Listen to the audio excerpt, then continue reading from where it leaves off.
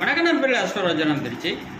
கன்னி லக்ன விரயஸ்தானத்தில் செவ்வாய் புதன் சனி லக்னாதிபதி ஜீவனாதி 3 கூடிய செவ்வாயுடனும் 5 கூடிய சனியுடன் சேர்ந்து விரயஸ்தானத்தில் இருப்பது வீடு கொடுத்த சூரியன் ஆட்சி உச்சந்தி குளம் பெற்றிருக்கும் போது செவ்வாய் திசை புதன் திசை சனி திசை கெடுபலம் தான்.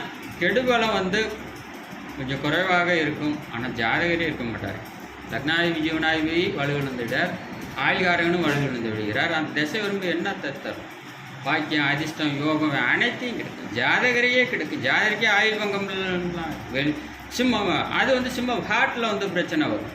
ஹார்ட்டில் கோளாறு வரும். தந்தை வழி சொத்துக்கள் இருக்காது. இருந்தாலும் சர்வநாசமாகும். அதுக்கு விதிவிலக்கு குரு சுக்கிரனுடைய பார்வை பெற்றிருக்கும்போது இந்த இடத்துல 3 திசையும் பெரிய அளவு நல்ல பலனையும் தராது, கெடுபலனையும் தராது. குரு சுக்கிரனுடைய பார்வை பெற்றிருக்கும்போது கெடுக்காமல் இருந்தாலே போகும்.